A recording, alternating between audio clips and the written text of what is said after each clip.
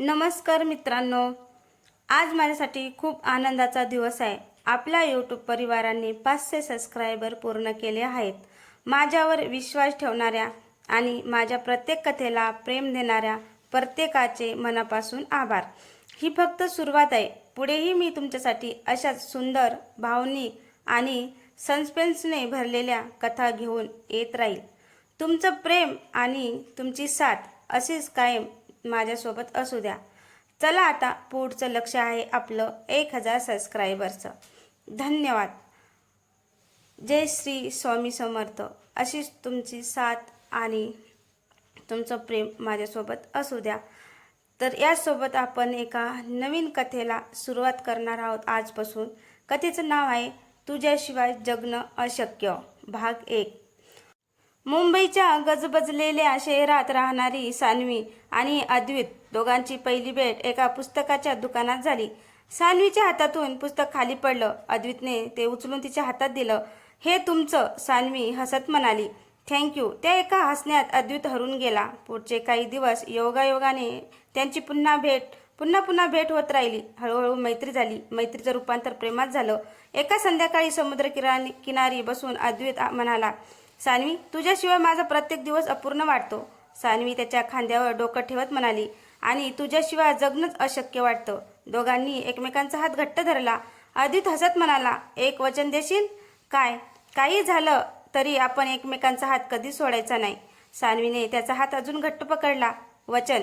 तेवढ्यात सान्वीच्या मोबाईलवर एका अज्ञात नंबरवरून मेसेज आला, अद्वैतपासून दूर राहा, नाहीतर खूप उशीर होईल।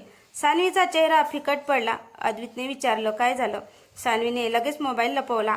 काही नाही, पण तिच्या मनात भीतीचं वादळ सुरू झालं होतं। हा मेसेज कोणी पाठवला होता?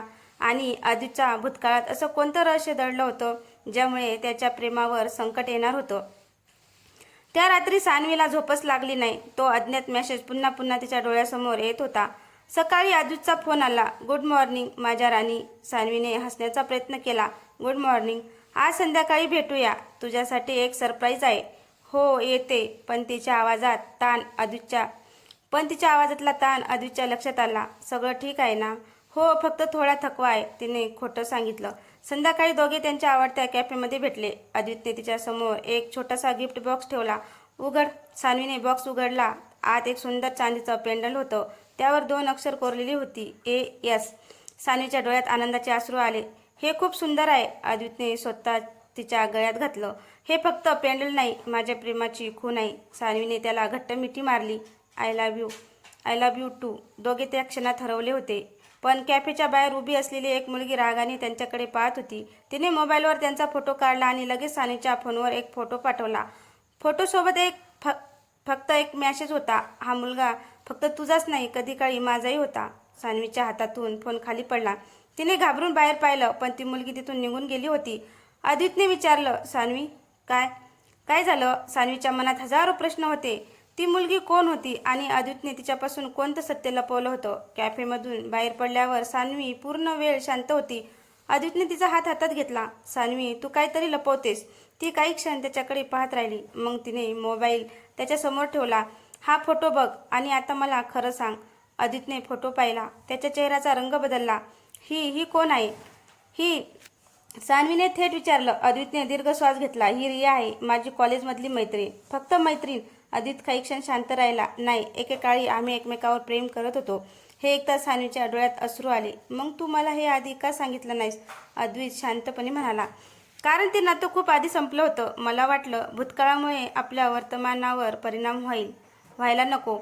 सान्वीचं मन दुखावलं होतं। विश्वास लपवलेल्या सत्यावर उभा राहत नाही अद्वैत। ती तिथून निघून गेली। त्या रात्री सान्वीच्या फोनवर पुन्हा एक मेसेज आला, उद्या संध्याकाळी 6 वाजता सिटी पार्कमध्ये ये, तुला अद्वैतचं खरं रूप दाखवते। दुसऱ्या दिवशी सान्वी एकटीच पार्कमध्ये गेली। तिथे रिया आधीच तिची वाट पाहत उभी होती। रिया शांत आवाजात म्हणाली, मी तुमचं नातं तोडायला आलेली नाही। तिने बॅगेतून एक डायरी काढली। ही डायरी वाच, मग तुला कळेल मी तुला का भेटायला बोलावलं। सान्वीने डायरी हातात घेतली। पहिलंच पान उघडताच तिच्या चेहऱ्यावर आश्चर्य उमटलं। त्या पानावर मोठ्या अक्षरात लिहिलं होतं, अद्वैत निरपराध आहे। सान्वीच्या मनात प्रश्नाचं वादळ उठलं। रिया नक्की कोणतं सत्य सांगणार होती? आणि अद्वैतने कोणासाठी इतका मोठा त्याग केला होता? सान्वीने थरथरत्या हाताने डायरी उघडली।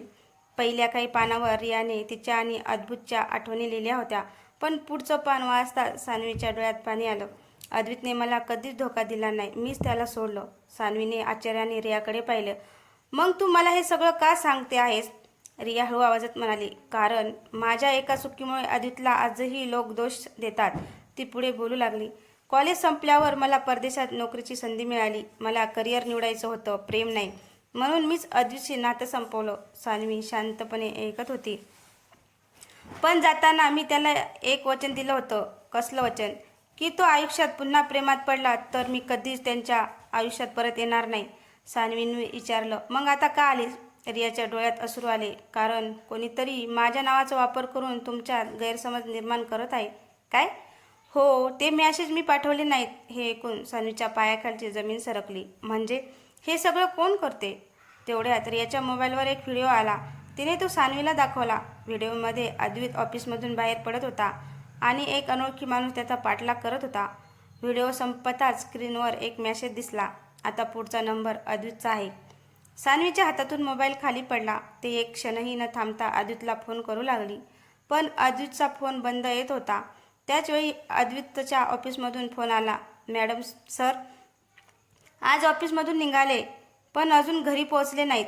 सान्वीच्या डोळ्यातून अश्रू वाहू लागले. ती घाबरून फक्त एकच शब्द बोलली, अद्वैत. सान्वीने घाईघाईने अद्वैतला पुन्हा फोन केला. यावेळी फोन लागला. हॅलो.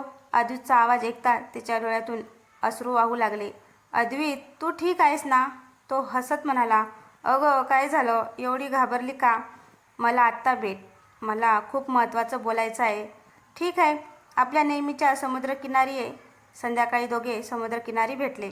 वारा हळूच वाहत होता. सान्वीने काहीही न बोलता अद्वैतला मिठी मारली. अद्वैत आश्चर्यचकित झाला. अगं काय झालं? ती रडत म्हणाली, माझ्याकडून चूक झाली. मी तुझ्यावर शंका घेतली. अद्वैतने तिचे अश्रू पुसले. प्रेमात कधीकधी गैरसमज होतात, पण त्यापेक्षा मोठा असतो विश्वास. सान्वीने सगळं खरं सांगितलं. रियाची भेट, डायरी आणि त्यांच्यात झालेला संभाषण. अद्वैत शांतपणे ऐकत राहिला. मग तो म्हणाला, मी तुला माझ्या भूतकाळाबद्दल आधीच सांगायला हवं होतं. हे लपवणं ही माझी चूक होती. सान्वीने त्याचा हात हातात घेतला. आता एक वचन दे. काय? आजपासून आपल्या आयुष्यात कोणतेही गुपित नाही. काहीही असलं तरी आपण एकमेकांशी बोलायचं. अद्वैत हसला. वचन. दोघांनी एकमेकांचा हात घट्ट धरला. तेवढ्यात रियाचा फोन आला. सान्वी, मला तुमची भेट घ्यायची आहे. मला तुमच्या दोघांची माफी मागायची आहे. दुसऱ्या दिवशी तिघे एका कॅफेमध्ये भेटले. रिया हसत म्हणाली, तुमच्या दोघांना एकत्र पाहून मला आनंद होतोय. माझ्यामुळे जर काही गैरसमज झाले असतील तर मला माफ करा. सान्वी उठली आणि रियाला मिठी मारली. भूतकाळ तिथेच राहू दे. आता आपण पुढे पाहू. अद्वैत हसला. त्या क्षणी त्याला वाटलं आता त्यांच्या प्रेमात कोणताही दुरावा राहणार नाही. पण कॅफेतून बाहेर पडताना सान्वीच्या आईचा फोन आला. ती गंभीर आवाजात म्हणाली, सान्वी, मला तुझ्याशी आणि अद्वैतशी एक महत्त्वाची गोष्ट बोलायची आहे. उद्या दोघंही घरी या. सान्वीला आईचा आवाज काहीसा चिंताग्रस्त वाटला. आई कोणतं सत्य सांगणार होती? आणि त्या सत्यामुळे त्यांच्या नात्याची पुन्हा परीक्षा होणार का? दुसऱ्या दिवशी सान्वी आणि अद्वैत तिच्या घरी पोहोचले. दोघांनी सान्वीच्या आई वडिलांना नमस्कार केला. पण घरात नेहमीचं हसत वातावरण नव्हतं. सगळे काहीसे शांत होते. सान्वीची आई हळू आवाजात म्हणाली, बसा, आपल्याला थोडं बोलायचं आहे. अद्वैत आणि सान्वी एकमेकांकडे पाच सोफ्यावर बसले. सान्वीचे बाबा म्हणाले, अद्वैत, आम्हाला तुझ्याबद्दल काहीच वाईट वाटत नाही. तू चांगला मुलगा आहेस. अद्वैत नम्रतेपणे म्हणाला, धन्यवाद काका. पण पुढच्या क्षणी ते म्हणाले, पण लग्न फक्त दोन माणसाचं नसतं, दोन कुटुंबाचं असतं. घरात पुन्हा शांतता पसरली. सान्वीने बाबांचा हात धरला. बाबा, तुम्हाला नेमकं काय म्हणायचं आहे? ते दीर्घ श्वास घेत म्हणाले, तुझ्यासाठी एक स्थळ आलं आहे. ते लोक आपल्याला खूप जवळचे आहेत. त्यांनी अनेक वर्षापूर्वीच हा विषय काढला होता. सान्वीला धक्का बसला. पण बाबा, मी अद्वैतवर प्रेम करते. आम्हाला माहीत आहे. आई म्हणाली, म्हणूनच आम्ही तुझ्यावर काही लादणार नाही. पण एकदा त्या कुटुंबाला भेटून ये, त्यानंतर निर्णय तुझा. घरी परतताना संपूर्ण प्रवासात दोघेही शांत होते. रस्त्यात एका चहाच्या टपरीवर अद्वैतने गाडी थांबवली. त्याने 2 चहा मागवले. चहाचा कप सान्वीच्या हातात देत तो हसून म्हणाला, तुझ्या आई बाबावर राग करू नकोस. त्यांनाही तुझं सुखच हवं आहे. सान्वीच्या डोळ्यात पाणी आलं. आणि तुला? अद्वैत हलकासा हसला. मला तुझं हसू हवं आहे. मग त्यासाठी कितीही वाट पाहावी लागली तरी चालेल. हे ऐकताच सान्वीने त्याचा हात हातात घेतला. मी तुझी साथ कधीच सोडणार नाही. दोघं काही क्षण समुद्राकडे पाहत शांत बसले. मावळणारा सूर्य जणू त्यांच्या प्रेमाला नवी आशा देत होता. पण 2 दिवसांनी सान्वी त्या कुटुंबाला भेटायला जाणार होती. त्या भेटीनंतर तिचा निर्णय काय असेल, प्रेम जिंकल की कुटुंबाची इच्छा? 2 दिवसांनी सान्वी आईबाबांसोबत त्या कुटुंबाला भेटायला गेली. अद्वितने तिला जाताना फक्त एकच मेसेज केला, निर्णय काही असो, स्वतःच्या मनाचा एक. तो मेसेज वाचून सान्वीच्या चेहऱ्यावर हलकंसं हसू आलं. त्या घरात सगळ्यांनी तिचं प्रेमाने स्वागत केलं. थोड्या वेळाने त्या मुलांचं नाव सांगितलं गेलं. हा आहे अथर्व. अथर्व शांत, समजूतदार आणि नम्र स्वभावाचा होता. त्याने सान्वीकडे पाहून हसत विचारलं, थोडं बोलायला बाहेर येशील का? दोघं घराच्या बाहेर गेले. काही क्षण दोघी शांत होते. शेवटी अथर्वच बोलला, सान्वी, तुझ्या चेहऱ्यावरचं हसू खरं नाहीये, मनात काहीतरी आहे. सान्वीच्या डोळ्यात पाणी आलं. ती म्हणाली, मी दुसऱ्या कोणावर प्रेम करते. अथर्व काही क्षण तिच्याकडे पाहत राहिला, मग हलकसा हसला. मला आधीच वाटलं होतं. सान्वी आश्चर्याने म्हणाली, तुला राग आला नाही? अथर्व म्हणाला, प्रेम जबरदस्तीने मिळत नाही. ज्याच्या मनात दुसराच आहे त्याला स्वतःसाठी मागणं म्हणजे त्याच्या आयुष्याची अन्याय करणं. हे ऐकून सान्वीला अथर्वबद्दल आदर वाटू लागला. अथर्व पुढे म्हणाला, घरी जाऊन मी स्वतःच सांगतो की हा संबंध पुढे नेऊन नाही. सान्वीच्या डोळ्यात अश्रू आले. थँक्यू अथर्व. अथर्व हसत म्हणाला, एका अटीवर. कोणती? तुमच्या लग्नाची पहिलं आमंत्रण मला मिळालं पाहिजे. सान्वी हसत म्हणाली, नक्की. घरी परतल्यावर अथर्वने दोन्ही कुटुंबासमोर स्पष्ट सांगितलं, सान्वीचं मन दुसरीकडे आहे. तिच्या आनंदात तिच्या आईवडिलांचा आनंद आहे.